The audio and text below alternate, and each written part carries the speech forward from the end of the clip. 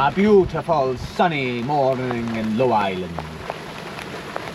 We arrived in Low Island yesterday evening and absolutely fell in love with it because of how peaceful and quiet it was after a lot of civilization.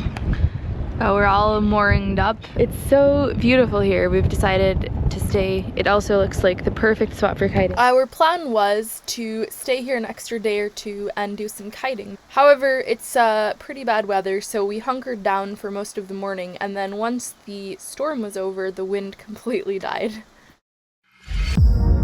I'm going to just throw in a quick little aside here. This April, I am part of the Odyssey Sailing Festival in the British Virgin Islands, and this is a group of very cool sailors who are coming together to captain boats that you guys are able to rent cabins on so you can sail with a bunch of really cool sailors. And if I am not appealing enough myself, there's a whole cast of amazing sailors whose YouTube channels you've probably watched before or whose world records you probably know about.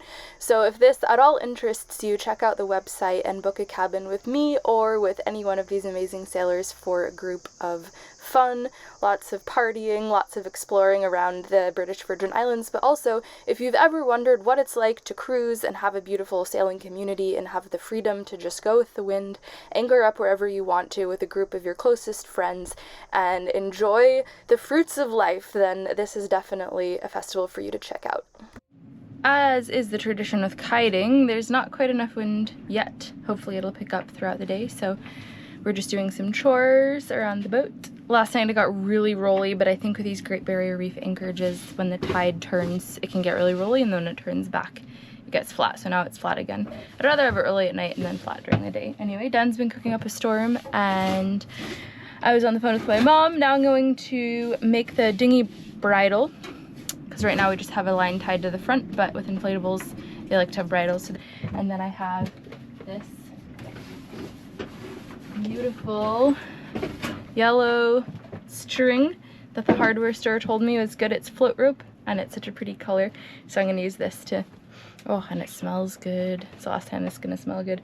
So I'm gonna use this to make the bridle. So this is the old painter, and the jacket was coming off here. I was worried it would be weak, so I just tied a knot in the middle of it, which makes it very inconvenient.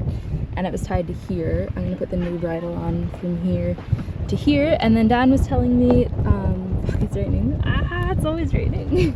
Okay, back inside. Okay, it's an exciting rainy day in boat task today. Holly's back and forth with Rolly Tasker, getting some the final decisions made before we get it posted to Darwin. What be going on?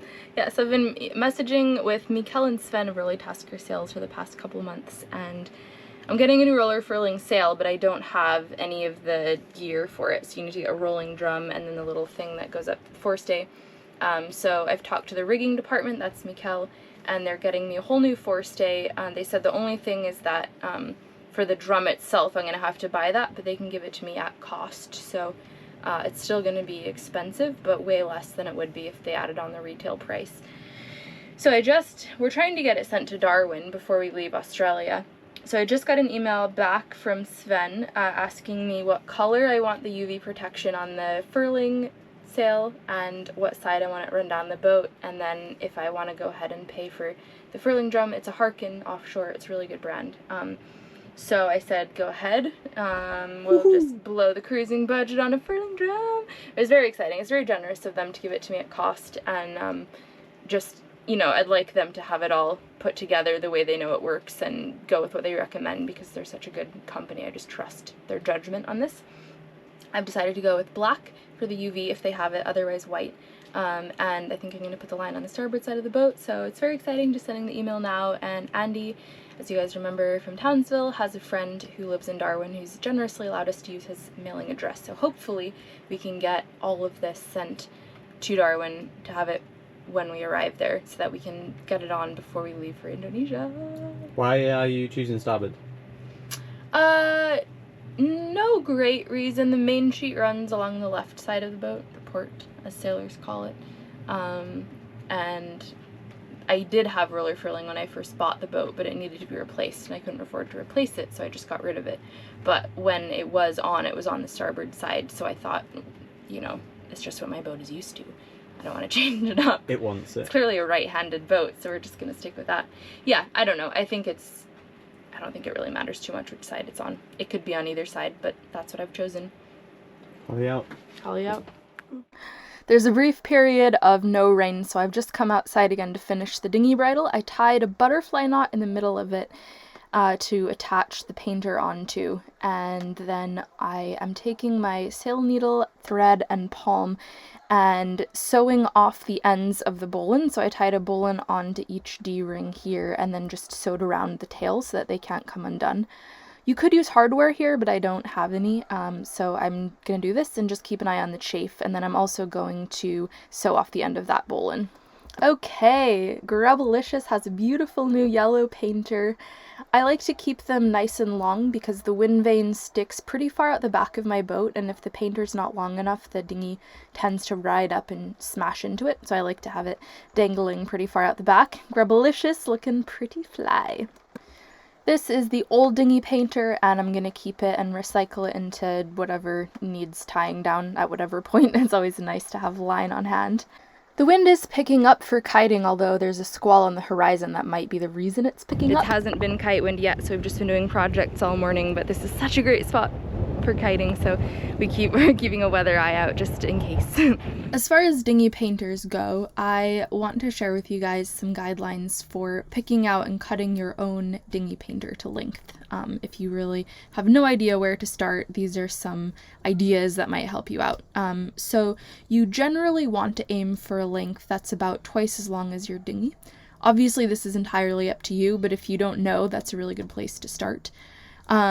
I prefer a slightly longer dinghy painter, as I mentioned before, because it just holds the dinghy further back from the boat, but you also don't want to go ridiculously long because people can run over your dinghy at night or run over the line between the dinghy and the boat. So, use your own discretion, like most things. If you're going to be towing your dinghy underway, I recommend a much longer painter, but that can be a separate line that you attach for towing purposes. Actually, that's probably a better way to go because a towing line and a painter are two entirely different things. A quick word on towing your dinghy. So generally for towing, you want the line to be a bare minimum 15 to 20 feet long. I looked it up and the American Sailing Association recommends 30 to 50 feet, which seems like a very long painter. I think I almost never tow my dinghy because I just think it's worth the extra 15 minutes to have it safely on deck. But the few times that I have, I do usually put it at least 20 feet behind my boat. But because I only have a 27-foot boat, 20 feet feels like a lot. It also depends on the sea state and the duration of towing. If you're towing with big following seas, you want to make sure that dinghy is way behind your boat because it's going to ride up on the waves. So you want it to be at least 2 wave lengths behind your boat, whatever length of painter that means to you. You're also going to want to use a beefier line if you're towing because there's a lot more shock load on the line as your boat is moving at an irregular speed and your dinghy, so the line's going to go bing, bing, bing. So there's just a lot more forces on it, so you're going to want to use something a lot thicker, and that's another reason why it should be longer too, is that a longer line is going to absorb more of that shock load and help everything just be a bit more chill. I would recommend a braking strength of around 5 times that of your dinghy, whether it be the dinghy plus outboard or just the dinghy, depending on what you choose to tow. As far as that goes, if you are towing your dinghy, I would highly recommend taking the engine off if you're able to do so. Anytime you tow your dinghy underway, you always face the risk of losing it. The painter can snap, it can chafe through, the dinghy can flip, a big wave can come and fill it up with water and get really heavy, and adding an outboard into that equation just means more trouble and more expense if ultimately something goes wrong and you lose the whole thing. Plus, if the dinghy's lighter behind your boat, you're not thinking about as many loads and shocks and stuff, so I'd definitely get rid of that engine if you can. It's always worth the extra couple minutes that it takes to just put stuff on deck and secure it, in my opinion. Okay, but anyway, back to choosing just your general dinghy painter. So you want to figure out the weight of your dinghy plus the outboard and pick a line that's several times the braking strength of that weight. There's no reason to skimp out on this. I've had insanely thick painters. I usually just pick whatever line I have on hand, but no one's ever made fun of me for having a huge painter. if you're on anchor and the wind and the waves start to pick up and the fetch starts to roll into the anchorage and your dinghy is just snapping back on that painter, you don't want to be up all night worrying that your dinghy is going to break free and you're going to lose your only transportation to get to and from shore. So I would say go for a bigger painter than what you need. Obviously don't go overboard with it. I've played around with float line and sink line for my dinghy painters, and I must say that I far prefer float line. The biggest reason is that when the wind dies at night, if you have sink line, the dinghy kind of rides up to the back of the boat, and then on my boat anyway, the line sinks and often it gets underneath the rudder and the skeg, and then when the wind picks up again, it's fouled around and the dinghy's way too close to the boat and it just chafes up and down and rubs all the bottom paint off in that area. I think float line also can help a little bit if your painter goes overboard when you're under engine. It's probably still going to get fouled in the prop, maybe, but maybe slightly less likely. And if you do drop the painter overboard, it's easier to grab if it floats than if it sinks. You're leaning your head over the front of the boat trying to pick up a sink line. So I think like a nice, hefty float line that's around twice the length of your dinghy is a really nice place to start for your dinghy painter. If you choose to go slightly longer than that length, you can always tie it shorter, and I always choose how long I'm going to tie the painter depending on where I am. Like if I'm on a little floating dinghy dock, I don't want to have this hugely long painter because I don't want my dinghy to just be out in the channel, so then I'll tie it off a bit shorter. If it's too long, it's kind of annoying, but I think a little bit of extra length gives you something nice to play with. Just scrubbing the hull, one of the last chances we'll get before heading up towards Darwin. Whilst we were down under, noticed that the old anode is a little bit loose. So this little mermaid's fixing the anode and I'm delivering in the Allen keys. What are we saying? Size. Oh, can I have the winch Perfect handle, size, please? number time. All right. What do you need a winch handle for? So when you tighten an anode onto your prop shaft, you should tighten it, give it a few whacks, and then that'll, what? Look there, he's a big fish. Cute. He's huge. Anyway, right. And then that'll make it so you can tighten it up a bit more, because it'll kind of whack it into place. Clever. Yeah, so the tighten, now I'm going to whack, then tighten again. Okay. Ignoring the ominous shadow behind. Ooh. Out with the old, which is basically a tea towel and gaffer tape, and in with the new. $6. Whitworths. Measure twice, do it once is solid advice. I tend to go for guess it wrong and figure it out. Great success. Shark approved. It's pretty sick. I've just been fixing the roller and there's 3 big sharks swimming around, but then once I decided to film them they all disappeared. Anyway, new roller on. Finally, the following day we got the perfect weather for kiting. The sun was out, the wind was blowing at a nice 15 to 20, so we inflated the 12, took Grubby Poo to shore and traded out kiting. Dan and I always try to prioritize sports when we're cruising because it's a pretty sedentary lifestyle, to be honest, and you need to jump at every opportunity you can get to be active. While I was out kiting, Dan grabbed the camera and he's going to give you guys a bit of a tour of Low Island itself because it has some cool history and we had an awesome time pitched up there, just living our best lives. Okay, we're at Low Island. It's a beautiful spot inside the national park on the Great Barrier Reef. Pretty windy, so we're meant to set off sailing today, but then the wind was good, sun was nice, and why waste a good moment like that? So we headed out. Holly's out kiting. The Geck is just chilling in some flat water now. It can get kind of rolly, just behind the tourist boat. It can get kind of rolly at night when the tide comes up. Low tide is still, it's perfect. We gave the bum scrub yesterday. She's out having a kite. Dinghy's anchored there, gear's set up there. This is our beautiful little corner of the beach. Tourists come on and off the island sort of throughout the day. It's been pretty quiet, so right now the beach is empty, but this black boat's just turned up there.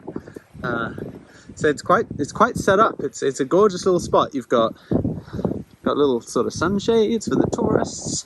Truly stunning. But then there's also a little walk with all the history of the island, because this place has a stunning little lighthouse on it. It's quite nice to watch at night. Cool. So the Low Isles formed about 5,000 years ago when the sea spilled over the top of an ancient reef and swept dead coral onto the flat reef. Waves piled heavy pieces into a barrier along the windward edge, and the mangroves sprouted behind it, and that was kind of how the islands formed, how a lot of islands formed, because the mangroves trap sediment, which then builds things up, and then nesting birds started to come, and of course bird poop equals fertilizer, so the Low Islands slowly formed in that way over the thousands of years. The lightkeeper's house. The lightkeeper's house. Yeah. Pretty huge. And then he's got his mate, the backup lightkeeper's house. Must have been a pretty nice life in these massive houses, checking out this lighthouse. No one disturbing you. Probably pre-tourist boats. I don't think anyone lives in them now. I think it just runs itself. Whoa. So the Low Isles Lighthouse was first exhibited in 1878 and has shown as a signal on the Great Barrier Reef shipping route ever since. The Great Barrier Reef, in my experience of sailing up it, does a pretty great job of having lights on a lot of the major reefs. We were sailing up on the side of the shipping channel the whole way north, which is pretty much your only option unless you want to spend your entire time weaving around tiny little reefs and shoals. And there's so many lights at night. It's pretty cool because, I mean, sat charts are amazing. You don't really need the lights, but it's just nice to see them and know, okay, that light corresponds to that shoal, so the charts are accurate. I'm in the right spot. They do a great job of maintaining all of that stuff around here, around these parts. It's pretty cool. Cute little museum with a slight view of the ocean. As is the case with a lot of the Great Barrier Reef, these islands have history with Captain Cook, and they have a lot of interesting plaques that tell you about the history, so it's been kind of fun to read that as we go up the coast. On Low Island, they actually apparently made little impression on Lieutenant James Cook, but other explorers were more enthusiastic. There was a naturalist aboard the HMS Rattlesnake during its 1846 to 1850 voyage, spent several days exploring Low Isle reefs and documenting their diversity. And then in 1928, a team of scientists began a year-long study of Low Isles. More than 20 international scientists, several Australians, and local Aboriginal traditional owners joined the expedition. This was considered to be the first scientific coral reef study in the world and provides valuable baseline data for future studies. Kind of cool facts. It's truly beautiful. Just a cute little island tour. So the Low Isles are also the first island in the Great Barrier Reef Marine Park to be powered almost completely by renewable energies. They use solar panels supplemented with biodiesel, and they're sort of on their way to their goal of becoming a carbon neutral island. A recent energy audit showed that the yearly carbon dioxide output here is equivalent to that emitted in just 17 days by an average Queensland home. How about that fact for you? We kited our little hearts out all day long until we could barely hold the bar anymore and our legs barely worked anymore, but it was good. One of the struggles of sailing that Dan and I both face is that we aren't able to exercise nearly as much as we'd like to, and it's not like I want to go out for a jog every day because that sounds terrible, but I just like to be active in my adventuring, and sailing is a lot of passive adventuring, so when we have these days where we can just kite, we do it as much as humanly possible. We kited until all the day tourists had left. I think they do mostly charters out of Port Douglas, but they only stay for the mid part of the day. We were tired, our bodies felt good, and we brought a flask of tea and a bottle of wine and walked along the beach, which, you know, some beaches are just so soft it feels impossible to walk. This was this beach, but it was worth it because we went to the other side to watch the sunset. The anchorage was getting pretty rolly, but this side of the island, the water was flat and beautiful, and we just, I don't know, the feeling of having exercised all day and done exactly what you wanted to do, and finally you're watching the sunset and you're chilled and relaxed. The next day we were going to leave to sail to Lizard Island, which is an overnight sail. I think it's 120 miles north along the Great Barrier Reef, but for now we were just in the moment, enjoying the sunset, enjoying the way we felt, and appreciating the beauties of Low Island. It is our third morning. 1, 2, second morning, whatever. We're in Low Island. This is our third day on Low Island. We arrived 2 days ago, decided to stay because it looked like an amazing kite spot. That's a good breakdown of math for them. This is day 3, I think. which means 2 days went prior to this. Yes. If it were Not day only 4, it can would be I 3 sail, days but I can before this. also do math, okay? Do not underestimate me. A woman of many talents. Many talents. Yeah, so the first full day we were here, it was just squall after squall after squall, and yeah, any sort of wind sport you're trying to do, including sailing, is horrible in the squalls because the wind picks right up and then it drops off again. So we spent the day inside. I spent the entire day doing an edit because we're about to leave internet, and I realized I needed to preload a few so that when I'm not here, they can still go up. And then the next day, which was yesterday, was beautiful and sunny, so we decided to stay in Kite, which was amazing. We had a little spot on the beach in the shade of the trees and took turns kiting, and it was just sort of one of those magical days. So we just had a really gorgeous day of kiting, and it kind of reminded us of why we do this. It's because we love getting the boat to these spots where we can do sports in really beautiful remote places. But today we need to leave and head north to Lizard Island. It's about 106 miles, so we're prepping for the passage, leaving around 1. It's quite windy, 25 to 35 knots of wind from behind, and it kind of seems to accelerate around this sort of cape on the coast. And it doesn't really look like it's going to be less windy for the next couple days, and we are trying to make moves, so we just have to go for it. So we're kind of prepping for that today. Dan's making some food so that we don't have to cook underway, because I think it's going to be a bit of a one, and we're going to sea stow the whole boat and kind of just get it all ready, but it should be fast. I'm assuming we're going to make 5 to 5.5 knots, which means that we don't have to leave too early in the day, and we can just have a nice morning, eat as much as we can before we go, because once we get underway, everything just gets so much harder. Obviously, if I didn't have to leave in 25 to 35, I wouldn't, but it doesn't really seem like the wind's gonna pipe down at all. So we're just gonna put up, what you do when there's more wind is you put up less sail. And we do have the protection of the barrier reef still, even though it thins out a bit. And Lizard Island is a bit towards the edge of the reef, so it's not gonna have as great of protection from the waves, but still not as bad as if you were out on the open ocean in this sort of weather. So we're just gonna put up, I think we're just gonna start with the working jib only, pulled out, and then if it's not enough sail, put up a bit of the main. But 25 to 35 is, that's a lot of wind. Yeah, maybe even less sail. I'll have to give it a think. But it's kind of not the most fun thing to think about, leaving in this much wind, but once you're actually out in it, it kind of doesn't make a difference if it's a lot of wind or not a lot. It just, I guess it changes what you do. When it's not a lot of wind, you just kind of hang out outside. When it's a lot of wind, it's more of a hunkering down situation, but it doesn't make it more dangerous for the boat or anything. You just have less sail up, and you're pretty much guaranteed to go pretty fast the whole way. So it's more of a mental exercise to decide that you're excited to do that sort of thing, unless you're one of those crazy racers, and then I think this is the kind of weather that you look for, ultimately. Procrastinating, it's gonna be so windy. I think we're gonna have to switch the side of the pole. The wind's not, I thought we were going dead downwind, but it's actually way more from the starboard side. Welcome to Danny's Beanhouse. These are picked up, eh? Yeah. They're like twice as big. I think we're in them.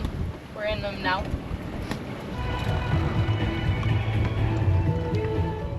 Thanks for watching this week's video. I put out new videos on YouTube every 2 weeks, and for my patrons, you guys get a snack on the weeks that I don't put out a full-length YouTube episode.